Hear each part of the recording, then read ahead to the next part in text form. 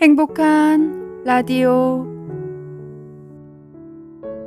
우리 고전 사랑방.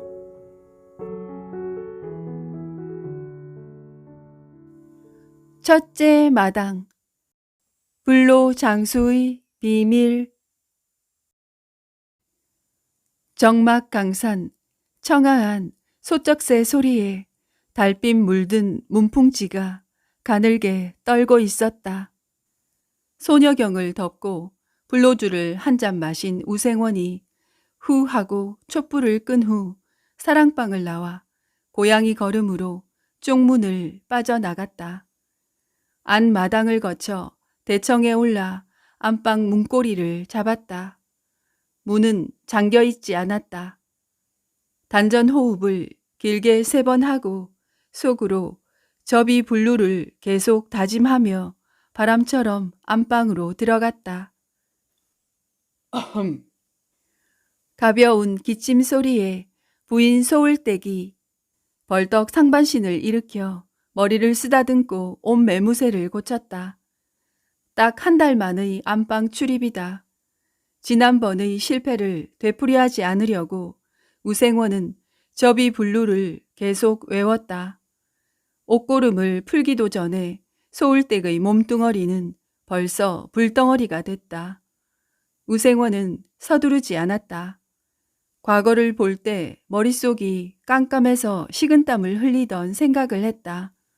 발정난 암고양이가 담장 위에서 울부짖는 소리는 윗목에서 나고 펄을 걸어가는 황소의 발자국 소리는 아랫목에서 났다.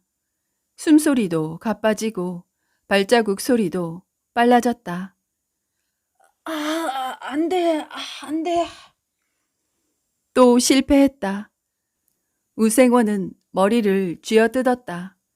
이튿날 우생원은 집을 나서서 힘없는 발걸음으로 개울을 건너고 고개를 넘어 한나절 뒤 흑석산 동굴에 다다랐다. 흐르던 땀이 쑥 들어갔다. 운학 신선 도량, 컴컴한 동굴 속으로 우생원은 조심스럽게 들어갔다. 사부님, 우생원 문 안 드립니다. 또 지키지 못했구나. 동굴 속 목소리는 공명으로 울림이 퍼져 말꼬리가 길어진다. 놀란 우생원이 겨우 형체만 보이는 사부에게 어떻게 하셨어요? 땅땅땅 지팡이로 땅을 치며 이놈아, 그런 어리석은 질문은 하지 말아라. 어찌나 크게 고함을 지르는지 메아리가 길게 이어졌다. 운학 신선 도량은 인간을 불로장수 신선으로 만드는 도장이다.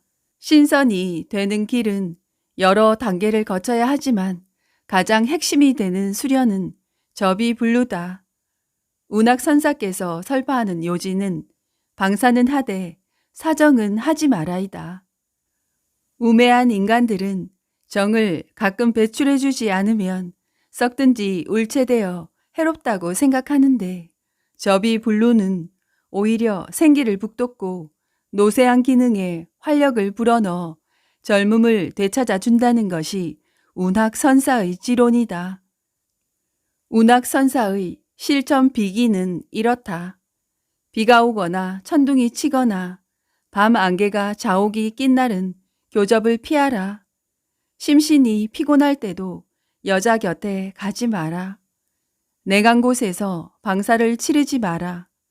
여자가 달거리를 할 때도 근방에 가지 말고 하얀 딸과 금음 딸이 떴을 때도 교접을 피하고 무더울 때는 더더욱 피해야 한다. 이 세상은 만물이 양기운과 음기운으로 나뉘어 서로 대치하고 화합하며 균형을 이루고 있는데 양이 음에게 기운을 뺏기면 천지 조화가 무너지고 양은 쇠약해져 늙고 병든다.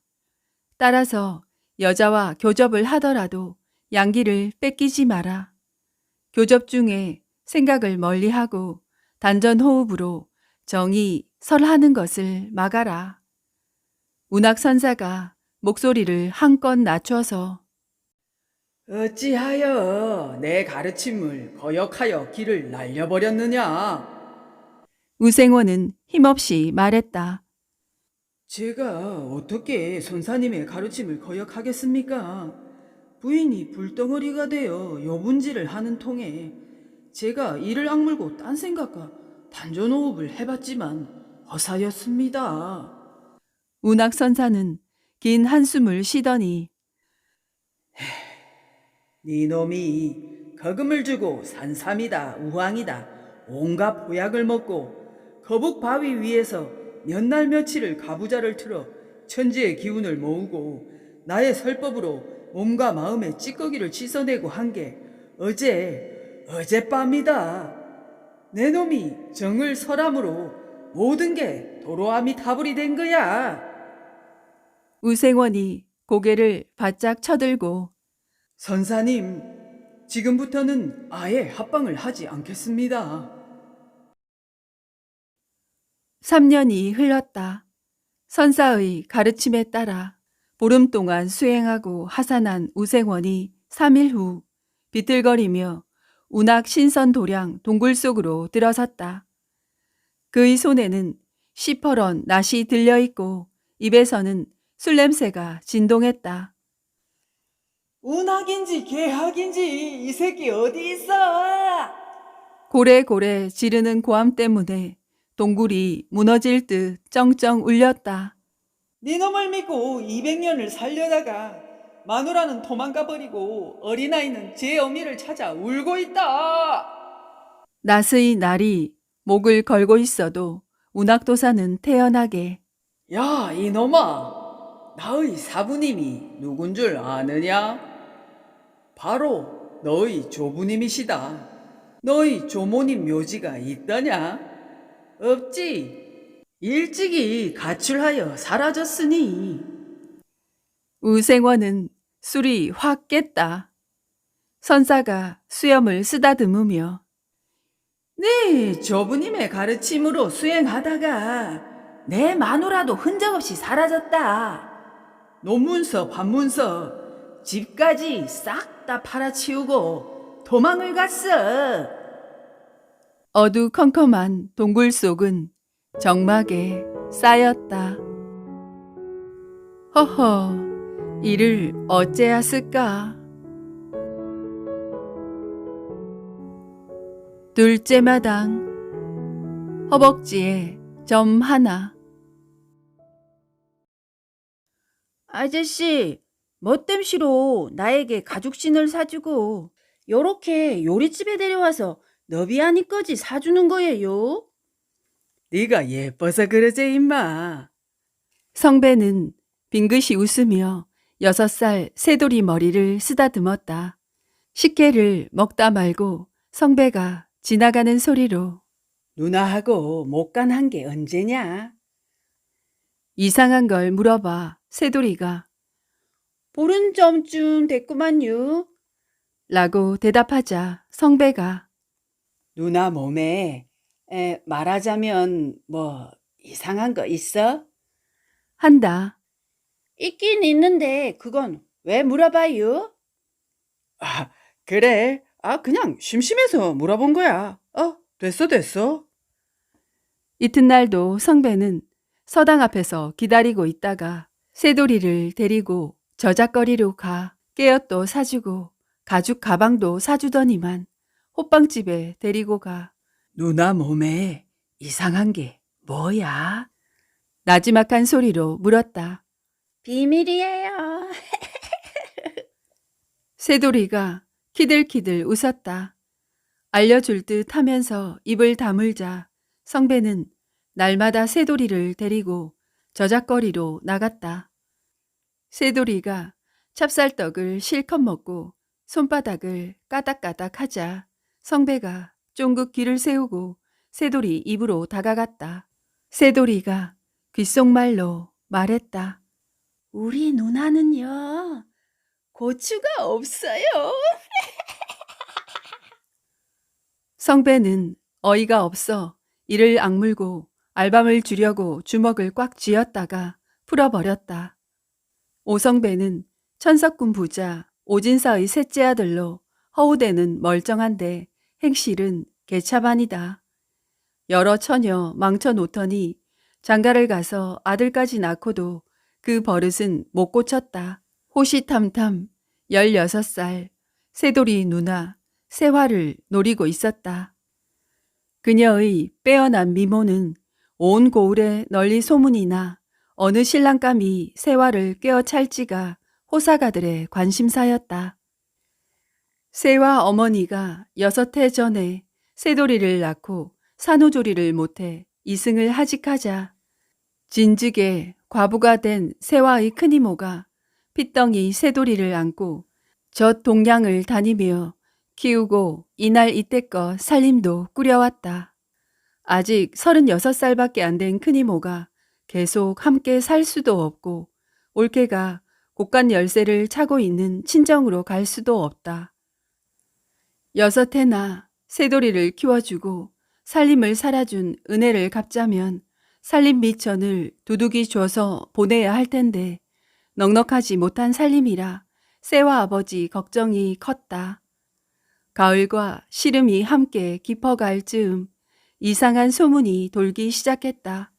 지난 여름 장마철 물레방앗간에서 성배가 세화를 쓰러뜨렸다는 것이다. 꽃피고 새우는 내년 봄에 혼례식을 올리면 성배의 본처는 쫓겨나고 세화가 안방을 차지한다는 소문이 꼬리를 물고 가을바람에 휘날리는 낙엽처럼 여기저기 쏠려 다녔다.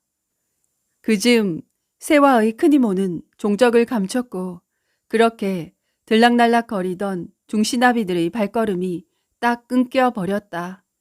성배 마누라는 아이를 업고 보따리를 싸들고 눈물을 흩뿌리며 친정으로 가는 길에 세화네 집 앞에서 악담을 퍼부었다. 기고만장한 성배는 건달들과 주막에 진을 치고 앉아 세화를 쓰러뜨린 얘기로 개거품을 물었다. 서리가 내린다는 상강에 세화는 장옷을 뒤집어 쓰고 서리빨 같은 도끼를 품고 현청으로 들어가 동헌의 사또에게 솥장을 들이밀었다. 이튿날 아침부터 동헌마당은 인산인해였다. 사또의 신문이 시작됐다. 지난 6월 20하루 물레방앗간에서 오성배에게 정조를 바쳤는가? 그런 일이 없습니다. 사또의 신문에 고개를 빳빳이 쳐든 세화가 단호하게 말했다. 고을 사람들의 야유가 쏟아지고 성배가 피 묻은 적삼을 들고 나왔다. 이것은 그날 밤 바닥에 깔았던 소인의 적삼입니다. 어이구 저런.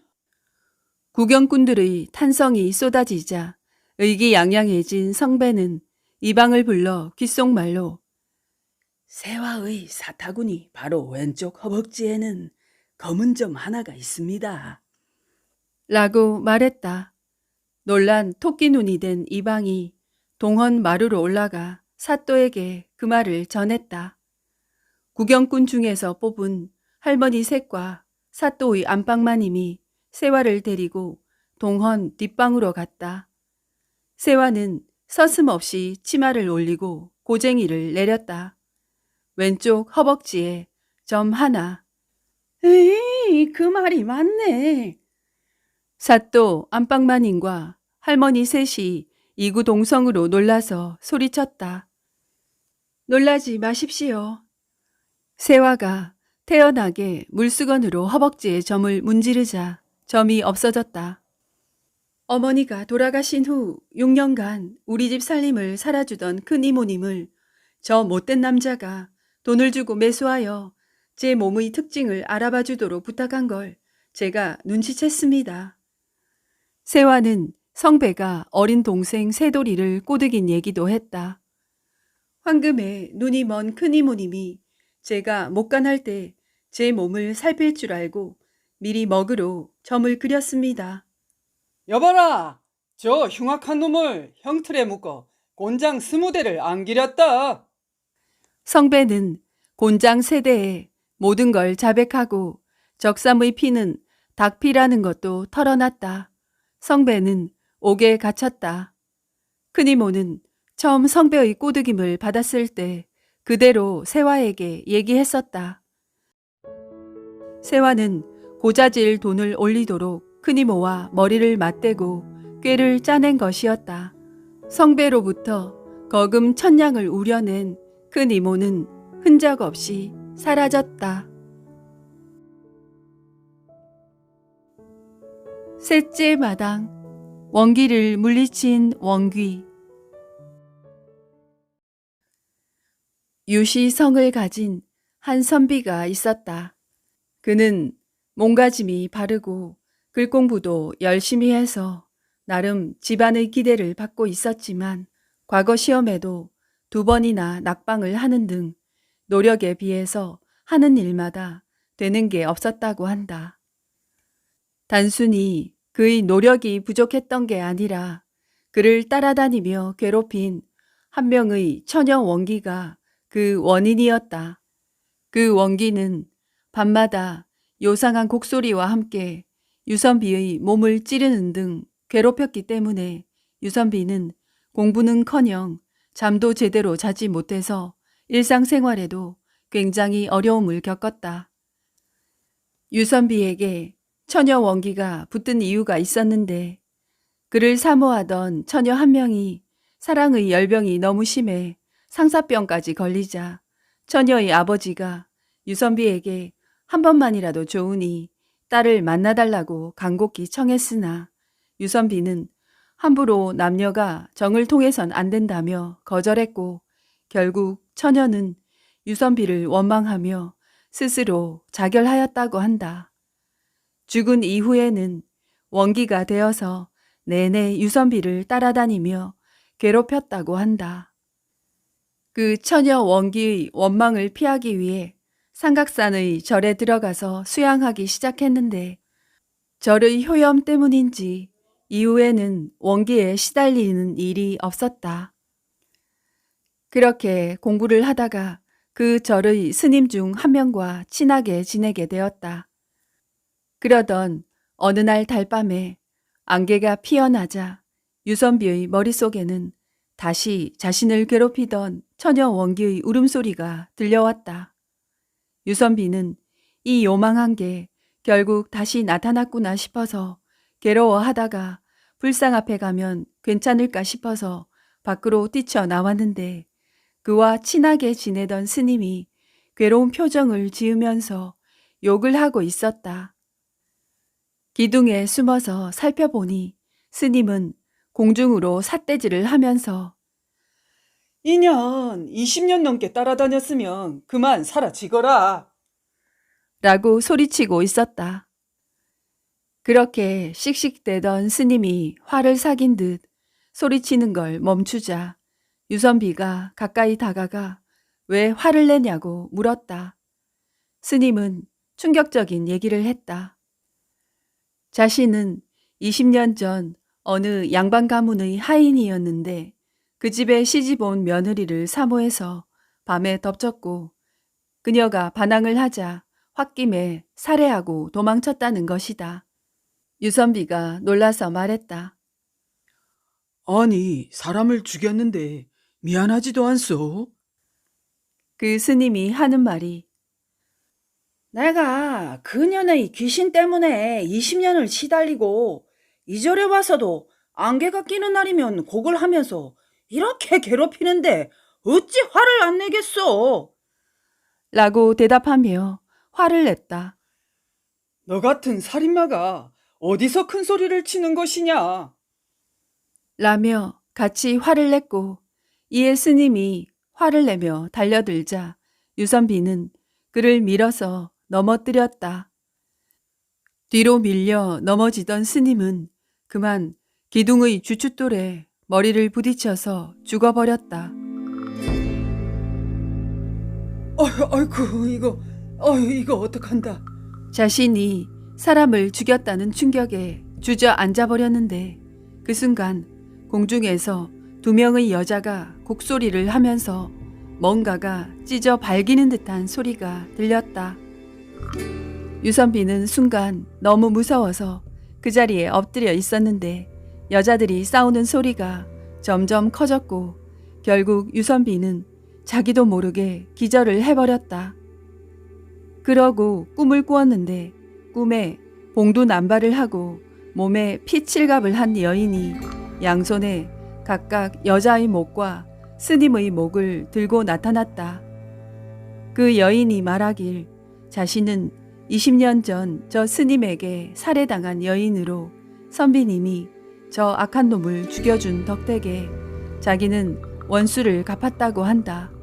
그리고 당신에게 은혜를 갚아야 하기 때문에 당신을 따라다니는 어린 원기를 내가 죽였다고 했다. 그러면서 하는 말, 저는 당신을 따라다니던 원기와 저 원수놈을 데려갈 테니 이제부터 안심하셔도 됩니다. 라고 말하고 사라졌다고 한다. 유선비가 눈을 다시 떴을 때 그는 방 안에 있었는데 새벽에 쓰러져 있던 유선비를 발견한 다른 스님들이 그를 안에 데려와서 눕혔다고 한다. 유선비는 간밤에 자신이 죽인 스님 생각이 나서 주지 스님에게 그 얘기를 하려고 했는데 그 순간 다른 스님들이 말하길 절에 있던 한 스님이 안 보여서 찾았는데 산의 계곡에서 투신을 한 스님의 시신을 발견했다고 하는 것이었다. 투신을 한 시신은 자신이 어제 실수로 죽인 그 스님이었고 유선비는 그제서야 자신의 꿈에 나타나 원기가 한 말의 뜻을 깨달았다. 이렇게 해서 겨우 처녀 원기로부터 해방될 수 있었고 그 절에서 열심히 공부를 하여 과거에 합격할 수 있었다. 과거 합격 이후 자신의 꿈에 나왔던 여인을 오랫동안 수소문에 찾은 후 그 여인의 가족들에게 자신의 사연을 설명한 뒤 매년 그 여인의 제사에 참석하여 명복을 빌어 주었다고 한다.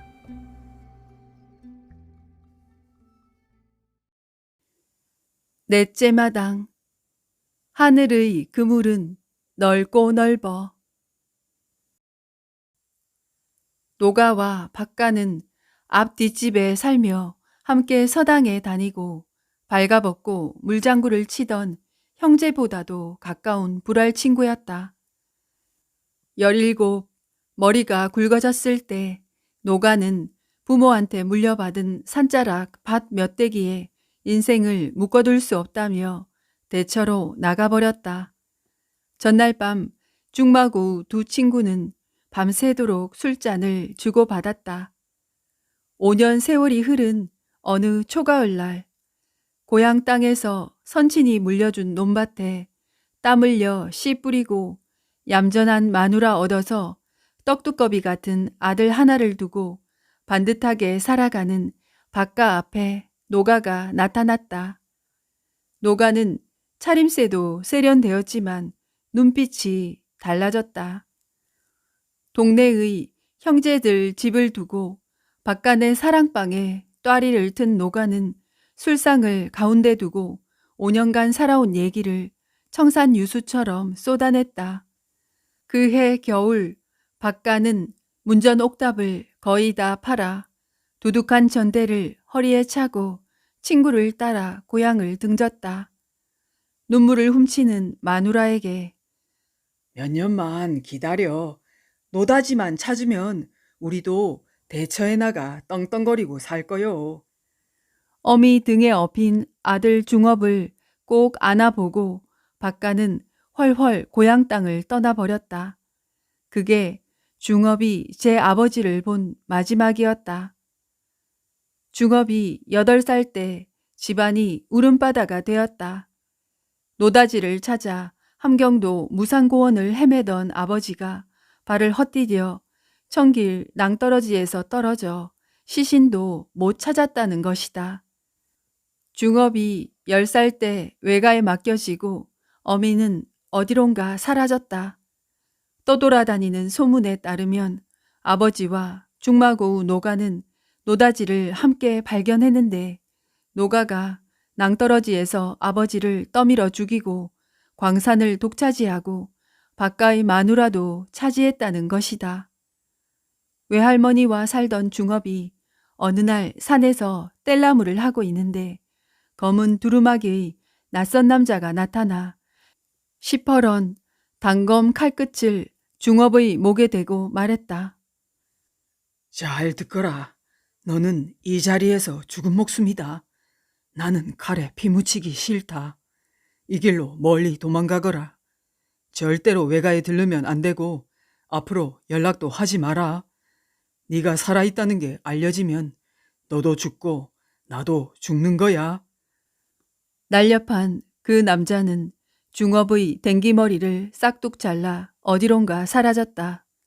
혼이 빠진 중업은 털썩 주저앉았다. 외할머니에게 말 한마디 하지 못하고 중업은 멀리 도망쳤다.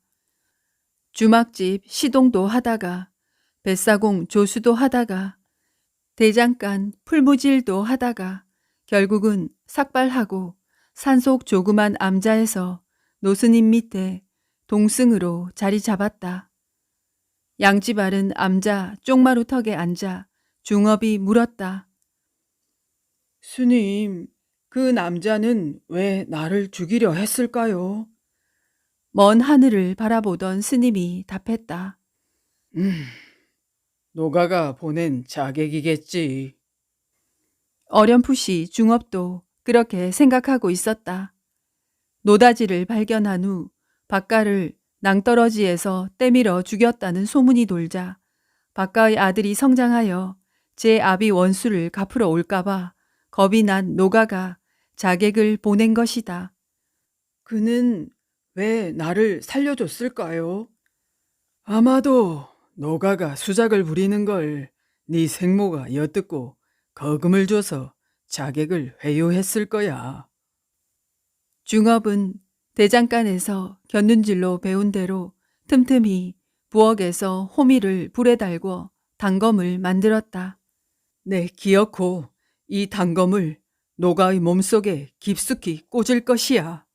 원수를 원수로 갚으면 너도 같은 인간이 되는 것이다. 입이 닳도록 외는 스님의 말이 중업의 귀에 들어올 턱이 없었다. 중업은 암자에 박혀 있지만 노 스님은 탁발하러 며칠씩 대처로 나갔다. 아흐레 만에 돌아온 노 스님 입에서 곡차 냄새가 풍겼다. 관세음 보살, 관세음 보살. 하늘의 그물은 넓고 넓어 다 걸러내느니라. 암자 마루에 털썩 주저앉은 노 스님 왈. 대궐 같은 노가집에 탁발을 갖느니라.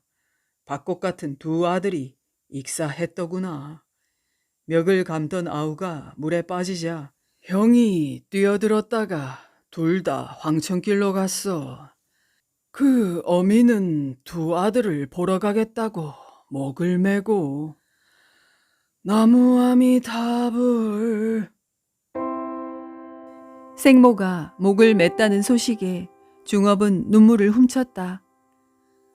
노가는 매일 밤 피를 한 요강씩 토한다네. 네가 그 칼로 목을 따주면 그의 고통은 편안하게 끝날 터인데. 중업은 바랑 속의 단검을 깊은 소 속에 던져 버렸다.